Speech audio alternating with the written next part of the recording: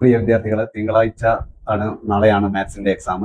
അപ്പോൾ നിങ്ങൾ നാളെ പരീക്ഷ ഹാളിലേക്ക് പോവാണ്. ഏറ്റവും ഇന്ന് രാത്രി നിങ്ങൾ കൂടുതൽ നന്നായിട്ട് ഉറങ്ങുക. കാര്യങ്ങളൊക്കെ റിവിഷൻ നടത്തി നിങ്ങൾ പോകുന്നുണ്ടാവും. അതുപോലെ നാളെ പരീക്ഷ ഹാളിലേക്ക് പോകുമ്പോൾ നിങ്ങൾ ഇൻസ്ട്രുമെന്റ് ബോക്സ് എടുക്കണം നിർബന്ധമായും. അതുപോലെ നിങ്ങൾ ക്വസ്റ്റ്യൻ പേപ്പർ ആദ്യത്തെ കൂൾ ഓഫ് ടൈമിൽ ക്വസ്റ്റ്യൻ പേപ്പർ വായിച്ച് നോക്കുമ്പോൾ നിങ്ങൾ നോക്കേണ്ടത് നിങ്ങൾക്ക് എന്തൊക്കെ ചോദ്യങ്ങൾ എത്ര എളുപ്പത്തിൽ ചെയ്യാൻ പറ്റുന്ന ചോദ്യങ്ങളൊക്കെ നിങ്ങൾ മാർക്ക് ചെയ്യുക. ഏറ്റവും ആദ്യം നിങ്ങൾക്ക് നന്നായി ചെയ്യാൻ പറ്റുന്ന ചോദ്യങ്ങൾ ചെയ്യുക. ഡ്രോയിങ് 3 ഡ്രോയിങ് ഏറ്റവും കുറഞ്ഞതുണ്ടാവും.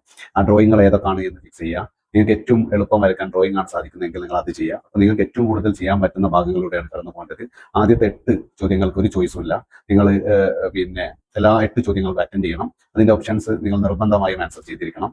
ഓപ്ഷൻസ് നിങ്ങൾ ഡൗട്ട് ഉണ്ടെങ്കിൽ ക്ലിയർ ചെയ്തിട്ട് അത് കൃത്യമായി ഓപ്ഷൻസ് എഴുതി ഒന്നും സ്കിപ്പ് ചെയ്യാതെ നിങ്ങൾ പോകണം എന്നർത്ഥം. അതുപോലെ പിന്നീട് വരുന്ന സെഷനിലൊക്കെ നിങ്ങൾക്ക് ചോയ്സ് ഉണ്ട്. ക്വസ്റ്റ്യന് 1-2 ചോയ്സ് നിങ്ങൾക്ക് കിട്ടും. അപ്പോൾ ചോയ്സ് നിങ്ങൾ എഴുതി കഴിഞ്ഞതിന് ശേഷം ചോയ്സ് നന്നായി അറിയാമെന്ന് നിങ്ങൾക്ക് തോന്നുന്നുണ്ടെങ്കിൽ പിന്നീട് എല്ലാ പരീക്ഷകളും മുഴുവൻ എഴുതി കഴിഞ്ഞതിന് ശേഷം നിങ്ങൾക്ക് എന്ത് ചെയ്യാം, ക്വസ്റ്റ്യന് ചോയ്സ് 2 എന്നുള്ളത് നിങ്ങൾക്ക് 2 എഴുതി വെക്കാവുന്നതാണ്. കാരണം 1 എഴുതിയതിന് ശേഷമാണ് മറ്റേ നന്നായിട്ട് അറിയാമെന്ന് തോന്നുന്നുണ്ടെങ്കിൽ അങ്ങനെ ചെയ്യാം. അതുപോലെ ഒരുപാട് കാൽക്കുലേഷൻസ് വരും. ക്വസ്റ്റ്യൻ പേപ്പറിന്റെ മുകളിൽ കാൽക്കുലേഷൻ ചെയ്യാൻ നിങ്ങൾക്ക് സാധിക്കില്ല. അപ്പോൾ നിങ്ങൾ ഈ പേപ്പറിന്റെ റൈറ്റ് സൈഡിലുള്ള ലൈൻ ഇട്ടിട്ട് നിങ്ങൾ അതിന്റെ അപ്പുറം കാൽക്കുലേഷൻ കൃത്യമായി ചെയ്ത് പോകുക. അത് രണ്ടും കൂടി മിക്സ് ആയാൽ വാല്യുവേഷൻ ഒക്കെ സമയത്ത് നോക്കാൻ പ്രയാസമാണ്. അപ്പോൾ അതുകൊണ്ട് കാൽക്കുലേഷൻ സൈഡ് ചെയ്യുക. ആൻസർ ഈ ഭാഗം കൃത്യമായി എഴുതുക. ആൻസറിന് ഒരു മാർക്ക് ഉണ്ടാവും നിങ്ങൾക്ക് അറിയാം, മനസ്സിലാക്കുക. ഒരു ചോദ്യത്തിലെ പ്രോബ്ലം നിങ്ങൾ ചെയ്തു വരുമ്പോൾ എവിടെയെങ്കിലും നിങ്ങൾക്ക് ആൻസർ അറിയാം, പക്ഷേ പ്രോബ്ലം തീർക്കാൻ പറ്റാത്ത അവസ്ഥ ഉണ്ടെങ്കിൽ ആൻസർ നിങ്ങൾ എഴുതുക എന്നുള്ളത്. ആൻസറിന് ഒരു മാർക്ക് ഉണ്ട് എന്ന് മനസ്സിലാക്കുക. ഒരു സ്റ്റെപ്പിന് ഒരു മാർക്ക് ഉണ്ടെന്ന് മനസ്സിലാക്കുക.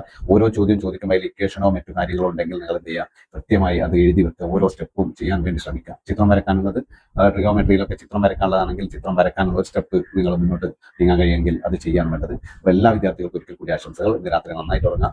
പ്രധാനപ്പെട്ട പോയിന്റുകളൊക്കെ നോട്ട് ചെയ്യുക. നിങ്ങൾ പഠിക്കുക. ഉറപ്പായിട്ടും നിങ്ങൾക്ക് 70 മാർക്കാണ് A+ വേണ്ടിയത്. ആ മാർക്ക് എത്തട്ടെ എന്ന് പ്രാർത്ഥിക്കുന്നു. Thank you all.